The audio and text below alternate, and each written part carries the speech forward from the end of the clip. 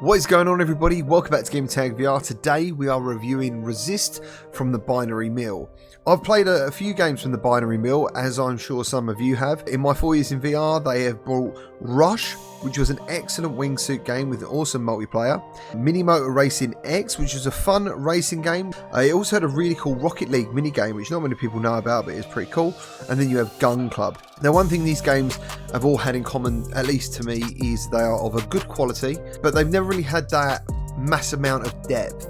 So along comes Resist, and Resist seems to be the game that is the answer to that. It describes itself as a single-player action RPG designed exclusively for the Oculus Quest. We have Spider-Man style web swinging, shooting, unlockable power-ups, and a story plus side quests. So all of this is sounding pretty positive, but is it as good as it sounds? Before we jump into the review, please remember, if you enjoy this video, leave a like, subscribe and share the video. And if you end up picking up this game, please remember to drop in the comments what you think of it too. It really helps other people come along and let them know whether you agree with me or whether you don't agree with me. I think it's really good to keep that conversation going. So without further ado, let's get on with the review.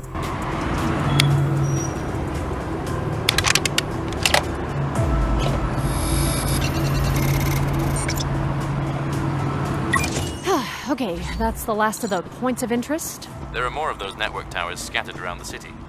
Use them to find more points of interest. The more you complete, the stronger the resistance grows. Ah. What is it? That info you got from the data hub. You find something, how'd you put it, juicy? Positively dripping.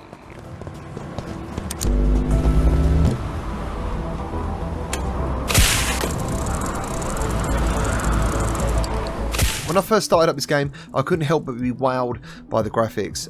It's buttery smooth, the city looks fantastic. When you're swinging through at night or in the rain, it looks great, and also the music complements these graphics.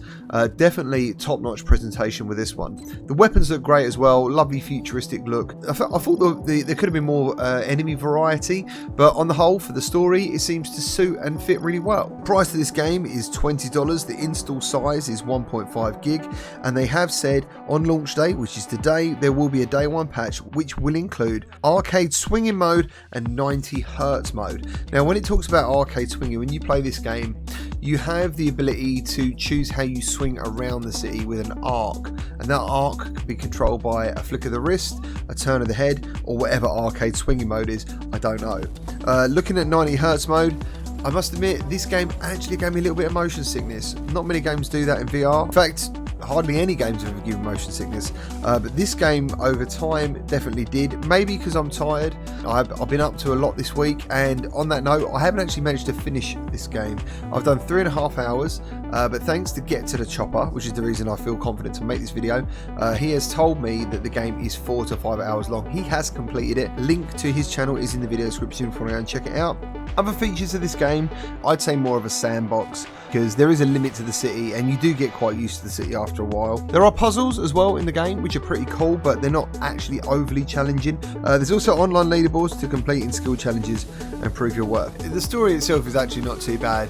I think the way the game tells the story is pretty good. I like the voice acting, that is pretty interesting. But to be fair, after a while of playing the game, you start realising how important this really is, because if they didn't have this really great voice acting and this story as well, the game would actually get quite repetitive very quickly. What about the controls? Controls are really good. I loved swinging throughout the city, and you can play this seated or standing comfortably. I personally enjoy playing it seated. There's moments when you just get that right and you skim like the road and you go through the traffic and then back up again. Moments like that are very good. Like, you think to yourself, wow, this game's really cool. On to gameplay, which I've sort of already touched on a little bit as well. The swinging mechanic feels really great. The more you play it, the better gear you unlock for progression.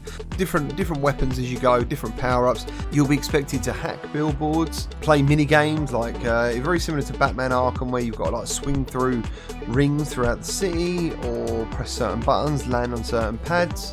During my time with the game, I couldn't help but get Assassin's Creed vibes.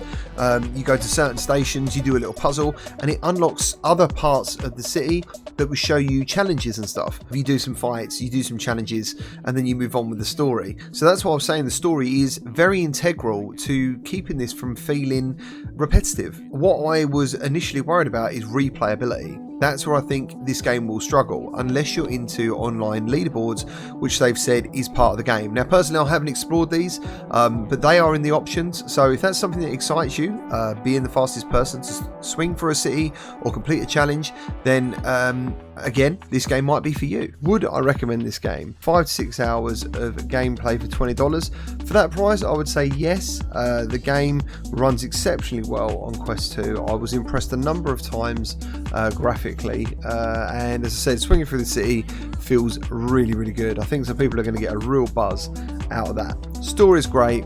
Voices are really good. Weapons are quite satisfying. The shotguns aren't as good as they should have been. Boss fights are okay, but this isn't going to be a game of legend. It's like an arcade game, you know, you have a really good time with it and then you walk away from it, and then maybe a little while later you'll think about it and you'll go, oh, that was really good. So there it is. There is my review. Let me know if it's helped you make a decision. I just want to also say the developers obviously done a lot of playtesting with this. It never crashed. I never had any jank, and that is so super important. And lately on the Quest store, I've noticed a lack of quality, and it's got nothing to do with the game and the essence of the game or how it's presented. It is literally technical problems, and there was none with this game. So that is a massive bonus. You know, you guys are going to get the game. There's a day one patch, and you're going to get in there and you're going to enjoy it. Thank you ever so much for watching this review. Thank you for your time as always, and I will see you on the next video. Take care, guys. Thank you. Bye bye.